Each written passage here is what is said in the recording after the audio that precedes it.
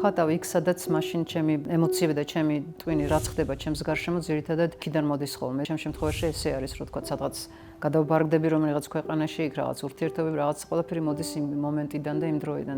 ყოველთვის სახელოსნო სადაც ამაკ იქ მძინავს, იმიტომ რომ შეიძლება ძალიან გვიანამდე ვიმუშაო და დილით რო ვდგები, ცოტა ხანი უნდა გავიდე ხოლმე და მე ვიწყებ მუშაობას, სადამდეც გაატანს და ისე მინდა ხოლმე რომ დავხატო, რომ აი თითქოს სამგამზომილებაში თქოს ადამიანი იდგეს და თითქოს შიგნით ამ ნახატში შევიდეს მისი ყურადღება, რომ აი ჩქარა არ ჩაუაროს ნახატს და აი რაღაცნაირად ის იყოს თითქოს მონაწილე ამ ნახატის პერსონაჟებთან ერთად. ამის გამო ტექნიკა, რასაც ვიყენებ, ძალიან დიდხანს უნდები ხოლმე.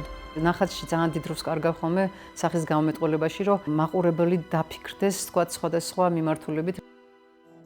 ფსიქოლოგიურად ძალიან მჭირდება ხოლმე ეს ფაქტი, რომ ვიცი, რომ ჩემი მშობლების ადგილი, სადაც ვცხოვრობდი, ეს ფსიქოლოგიურად მჭირდება ყველაზე უფრო და აქვს თქვათ რაღაცნაირი გაორებულად ტვინი, რომ ხა იქაც ვარ და აქაც ვარ. ეს ალბათ ყველა ემიგრანტისთვის დამახასიათებელი არის, რომ ეს ნოსტალგია ძალიან ძლიერი ის არის, მაგრამ ძალიან შეჩვეული ვარ აგრეთვე ნიუ-იორკში ცხოვრებას და ყოველთვის მიხარია ხოლმე, რომ აი ურთიერთობა მაქვს სხვადასხვა კულტურის ხალხთან. 1988 წელს პირველად ამერიკაში წავედი, საერთოდ ქართველები არ იყვნენ, არავის ავიცნობთ მაშინ. საბჭოთა კავშირი იყო ჯერ კიდე აქ და ყოველთვის როცა ვინმე მხვდებოდა, საქართველოს საერთოდ არ ქონდათ გაგონილი და ამიტომაც უნებურად ვიწყებდი საქართველოზე ლაპარაკს, დაუჩერებლად ვლაპარაკობდი, საერთოდ თბილისში რო არც მიფიქრე ამაზე და ყველაფერი რაც კი გამასენდებოდა და ვფიქრობ, რომ აი ამ ემიგრაციაში ყოფნამ და იმ ფაქტმა, რომ ხალხმა არაფერი არ იცოდნენ საქართველოში, მინდოდა რომ ყველასთვის მეთქვა საქართველოზე, რომ ეს ქვეყანა არსებობს და აგრეთვე თქვათ ქართული ტრადიციები, რომელიც მაინც და მაინც მე არ მაინტერესებს და ვფიქრობ, რომ საერთოდ ტრადიციები ძალიან ძველი არის და ხანდახან შესაძლებელი არის ფასეულობები, იქ თქვათ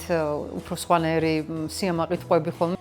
პატარაობის წელს ის მახსოვს, რომ 2-3 წლის ვიყავი, დედაჩემი სულ გვახატინებდა ხოლმე და მე ამ რაღაც ნახატებს ჩარჩოში სვამდა ხოლმე და კიდევდა კედელზე და ნუ რაღაც ძალიან სერიოზულად უყურებდა ამას.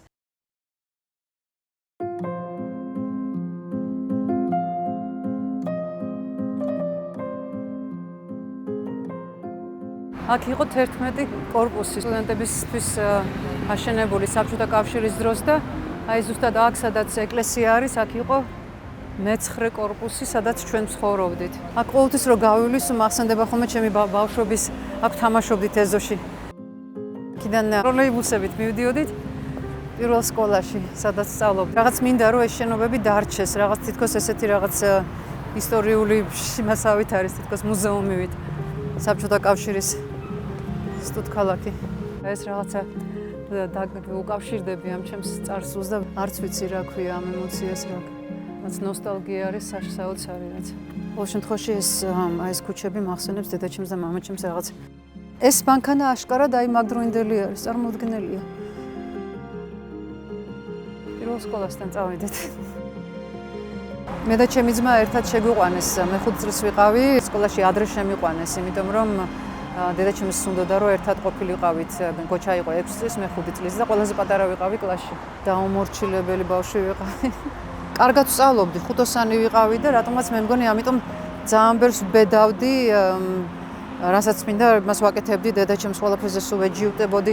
აი ეგ მახსოვს ერთხელ მაშინ ესეთი ის იყო შატალოები, რომ გაკვეთილიდან გამოვიქცეოდით ხოლმე და შატალო ერქვა, რომ არ დავესწრებოდით გაკვეთილებს და ერთხელ მთელი კლასი დავითანხმე და აი ესე მეორე სართულიდან არ ვიცი თოკით თუ რაღაცით სულ ყველა გადმოძვერით და გავიქეცით სულ ყველა ჭავჭავაძის და წერეთლის სკულპტურა მიყვარს ძალიან. ძალიან პატარაობიდან მახსოვს, რომ აი დედაჩემს ყველაფერზე ვეწინააღმდეგებოდი. თქვათ აი რაღაც შემიკერავდა მამას კაბას და მე იმის ჩაცმა არ მინდოდა. რამე თუ იყო თქვათ რაღაც ნორმად მიღებული, აი ბუნებრივად მინდოდა ამის შეცვლა და ბოლოს მივხვდი რაღაც ისეთი ნომადური ისა მაქვს რა გემონება ცხოვრების მიმართ. არ შემიძლია ერთ ადგილზე დავმყიდრდე აი ეს მიჭირს. რომ აი სულ რაღაცა ახალი მაინტერესებს, რაღაცა უნდა მოხდეს.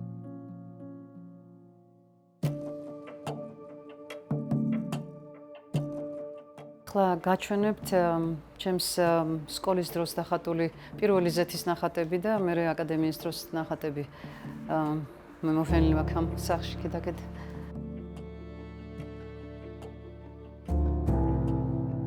ეს არის ჩემი ყველაზე პირველი ზეთში დახატული ნახატები. ესენი აკადემიაში ჩვენი მოდელი იყო ჟანა და ძალიან ბევრი შემთხვევაში დახატული.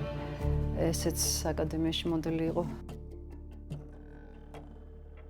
ნახატი არის უკვე რომ ფოტოებიდან რომ ხატავდი. ეს იყო პირველი უცხოელი რაც ვნახეთ საერთოდ სულ ქალაქში ვცხოვრობდით მაშინ სალამ ბინას მისცემდნენ მამაჩემს ჩვენს ოჯახს და ვიეტნამელი სტუდენტები იყვნენ ჩამოყვანილები და იქ მამაჩემმა გადაგვიღო ეს სურათი მე და ჩემი ძმა ვართ აქაც. აი ეს მე და გოჩა. აი რო ხატავთ. მე თვითონ რაღაც იდეები მაქვს ხოლმე და უფრო ჩემ ძმასთან იდეებს რო გადავაწოდებდი ხოლმე ან რაღაც ჩემი ძმა უფრო თქვათ ესე დიზაინებს აკეთებს და უფრო ხელით უყარს გაკეთება გამოჭ რაღაცების აი თქვათ ეს რაც მიგეთი ესეც მისი გაკეთებული არის და ჩემი იდეა იყო რომ აი საქართველოს პირველად გოჩა რო ჩამოვიდა ამერიკიდან მაშინ დავიწყეთ პლასმასის ბოთლების შეგროვება იმიტომ რომ ყველაფერი ერთად ნაგავში იყრებოდა ამერიკაში ეგეთი რაღაცა არ ხდება და არ შეიძლება და ესე მეზობლებს შევაგროვებინეთ ბოთლები და მოვატანიეთ და გოჩას დავაწყებინ მეთქი რამე გააკეთე მეთქი და დაიწყო ესე მაგრატლით დაჭრა და დღეს უკვე უშუალებელი ინსტალაციები გვაქვს ამ პლასმასის ბოთლებისგან და ეს ჩვენი თითქოს კოლაბორაციას ვეძახი იმიტომ რომ ძირითადად მარტო ჩემი იდეებით არის კოლაბორაცია მასთან ის აკეთებს ხელით ყველაფერს. აქეთკენ არის ჩემი აკადემიის დროინდელი ნახატები. ძირითადად არის პორტრეტები აკადემიაში, ასე ძალიან ჩქარ-ჩქარავ ხატავდით აკადემიაში ამ ხანაგებს რა ერთმანეთს რა.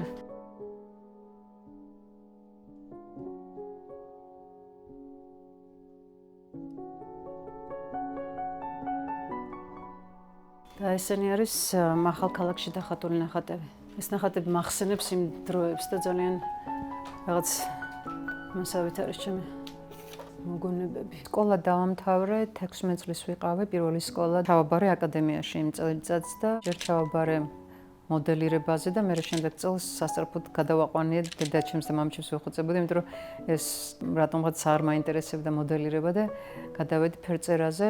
აი აკადემიის წლების მერე წავედი ამერიკაში და ასე რომ ჩემი ბოლო რაც დამამარცხდა საბჭოთა კავშირის დროინდელ საქართველოში იყო ეს ყველაზე მაგარი დრო გატარებული აკადემიაში. 1985 წელს ჩამოვიდა ამერიკელი ლინგვისტი, რომელიც იყო ბიოქიმიკოსი და ქართული ანბანი უნახია ჩიკაგოს უნივერსიტეტში და გადაწყვიტა რომ დაანებოს ბიოქიმიას და ისწავლოს ქართული ენა და საბჭოთა კავშირის დროს საქართველოში ჩამოვიდა ამისთვის, რომელიც მოიყვანეს ჩვენთან ბინაში მამაჩემის გასაცნობად, იმიტომ რომ მამაჩემი იყო ლინგვისტი აგრეთვე, ვინც უნივერსიტეტში მუშაობდა ქართულ ენებზე და მოდიოდა ხოლმე იჯდა ჩემთან და რაღაც თითქოს ინგლისურს მასწავლიდა, ვიჯექით ვლაპარაკობდით ხოლმე 6 თვის განმავლობაში ერთმანეთი შეგვიყვარდა და შემდეგ 2 წლის მერე ჩამოვიდა უკან და დავქორწინდით და ესე გამიშვეს. ასე აღმოჩნდი ამერიკაში. რამდენიმე თვეში იაპონიაში დაპატიჟეს ის უნივერსიტეტში სამუშაოდ და წავედით იაპონიაში. დიდხანს ვერ გავძელი და პრინციპში ამის გამო ავტოვე ჩემი ქმარი და ის მთელი დღე მუშაობდა და არავინ ინგლისურად არ ლაპარაკობდა გარშემო და ძალიან პატარა ვიყავი. არ შემეძლო და რაღაცნაირად ვიღარ დავუბრუნდი ტოკიოში.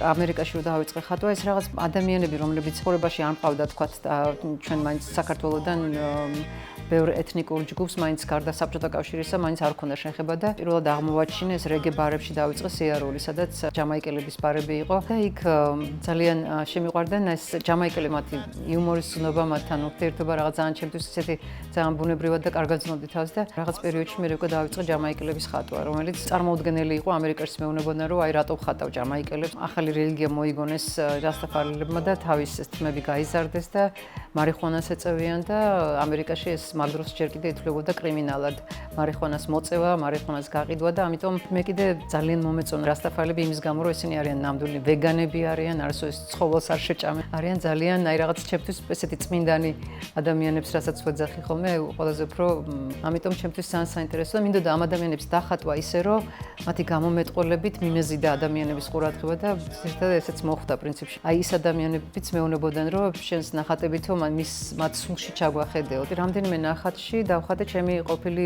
ბოიფრენდი, რომელიც ნიუ-იორკში გავიცანი აგრეთვე ერთ-ერთ ბარში და ძალიან მაგარი იუმორის ცნობა ჰქონდა ძალიან ნაკითხი იყო და მაგრამ ამის მიუხედავად ამისა იყო სერიოზული ნარკომანი და ეს გავიგე მერე, როცა ურთიერთობა დავიწყეთ და სულ დარწმუნებული ვიყავი, რომ გამოვათრევდი. მე მეგონა რომ ამის ძალა მქონდა და ეს მერე რაცაც მეუბნებოდნენ რომ ეს არ მოხდება და ჯობია თავი დაანებო ამ სიტუაციას. ამის გამო რაღაც წლები გაიწელა, მაგრამ შემდეგ ავტოპორტრეტები რო დავიწყე, იქ უკვე ჩემი ფრუსტრაცია და ჩემი მდგომარეობა იყო ზუსტად ამ ურთიერთობისგან გამომდინარე. არასდროს არ უნდა ხოლმე ჩემს წარსულში ასეთ არანორმალურ და არაორდინალურ ურთიერთობებს, იმიტომ რომ ყოველთვის აქედან მოდიოდა სხვა ჩემი ეს ნახატები.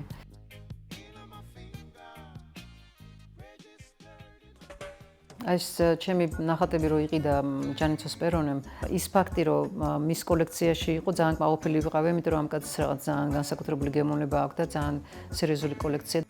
ჯამაიკაში გადავედი, ესეც მოხდა იმიტომ რომ ჯამაიკური მუსიკა ძალიან მიყვარდა. ერთი ბიჭი შემიყვარდა, რომელიც ნიუ-იორკელი ჯამაიკელი იყო და რაღაც ესე მოხდა რომ ჯამაიკაში უნდა წავსულიყავი აუცილებლად. ჯამაიკაში ძალიან ვიგზენი თავი როგორც რა ვიცი, რა ჩემი თითქოს მეორე სამშობლოს ვეძახი. ახსოვს როცა ჯამაიკაში ვიყავი, რომ დაიწყო 2008 წლის ომი რომ მოხდა და იქამდე ერთი 8 თვის წინ გარდიანი გაზეთი გადავშალე და იქ იყო ესეთი ფოტო, რომელმაც თითქოს აი სოხუმს ჰგავდა რა. ერთი რაღაც ეწერა მხოლოდ რომ ამ რეგიონში შეიძლება მოხდეს ძალიან სერიოზული პოლიტიკური პრობლემა, რაღაც ეგეთი სათაური იყო და ამის გამო დავიწყე შავი ზღვა დავხატენა და ჯამაიკაში ვარ ამ დროს და სნაიპერი მინდოდა რომ ეს დამეხატა და ყველას გაეგო საქართველოს პოლიტიკური მდგომარეობა. ეს ყველა ნახატები რაც დახატული მაქვს ძალიან შორს ვიყავი რა, როცა საქართველოს თემებზე ხატავდი რა. სულ რატომაც ვფიქრობდი რომ ეს მჭირდებოდა რომ ამაზე მომეყოლა რომ გაეგონათ საქართველოს შესახებ ამ სიტუაციაზე. არ ვარ რელიგიური, მაგრამ ყოველასვანებრივ ათეისტი ვარ და არ ვამბობ რომ მე როგორც ვფიქრობ, ყველამ ესე იფიქროს, მაგრამ წმინდა ნინოზე ყოველთვის ვფიქრობდი, იმიტომ რომ საინტერესოა ის ფაქტი, რომ აი ჩვენი ქვეყანა, რომელიც ესაზღვრება მუსულმანურ რელიგიის ქვეყნებს და ჩვენს ქვეყანაში გინდა ეს ლეგენდა იყოს, რომ წმინდა ნინომ შემოიტანა ქრისტიანობა, ძალიან მომეწონა ეს, რომ ქალიშვილ ქალს რამხელა როლი აქვს ჩვენს კულტურაში. სულ ვფიქრობდი, რომ აი ქალიშვილი ქალმა როგორ რამხელა გზა გამოიარა იმისათვის, რომ შემოეტანა თქვათ თვითონ ქრისტიანობა საქართველოში.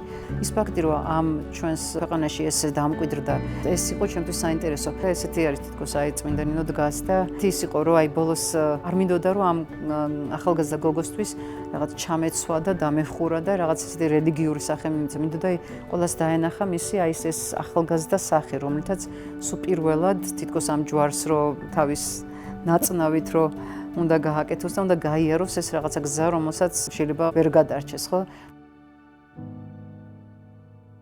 დედაჩემის დეიდები სოხუმში ცხოვრობდნენ და 1990 წელს რო გადმოდიოდნენ უღელტეხილზე გაიყინენ და იქვე დამარხეს მისმა ოჯახმა და ის ფაქტი რომ კიდე ოტობაია დედაჩემის დედის ეთერ სოტკილავას სადაც დაიბადნენ აი სოტკილავები, ოტობაია აბსოლუტურად ოკუპირებული არის რუსეთის მიერ და ნახატი გავაკეთე შემდეგ ოტობაია დავარქვი. იქაც ეს ჩემი გამოსახულებით ეს ქალი დგას და იარაღი დევს და ქართული საჭმელი და ამითაც მინდოდა რომ თქვათ შეკითხვას რომ დასვამდნენ რაზეა ეს ოტობაია რა არის რომ მე გამეგზელებინა ლაპარაკი. ძირითადად ნიუ-იორკში მივდივარ ხოლმე ძალიან კარგი მუსიკოსების ბარში, სადაც უსმენ მუსიკას. მიყვარს ცეკვა აგრეთვე და ცეკვის დროს კიდე ვაკვირდები ადამიანების მოძრაობას. ლაპარაკი არ შემიძლია, ვინმე რომ დამელაპარაკება, საერთოდ პასუხს ვერ გავცემ და აი სულ რაღაც თვალი ვაკვირდები ადამიანების მოძრაობას და გამომეტყველებას. სულ ყოველთვის მიყვარს აი ადამიანების დახატვა და მათი ეს body language ასაც ქვია რა. რაც პრინციპში აი ხა იგივე ბარში არავის რო არ იცნობ, აი ამ body language-ით გრძნობა ადამიანი როგორ მოძრაობს და როგორ ცეკვავს, გრძნობ თითქოს მის შინაგან სამყაროსაც რა. და აი ხატვის დროს ძალიან დიდ ყურადღებას ვახცენ, ძალიან დიდ დროს ხარჯავ აი ამ ნებისმიერ ხელი როგორ დევს გასახით თვალი როგორ იყურება, ძალიან დიდ დღეს უნდები რომ აი ეს ზუსტად აი მაგას როცა ვახცებ ხოლმე, მაშინ ვგრძნობ რომ დამთავრებულია ნახატი.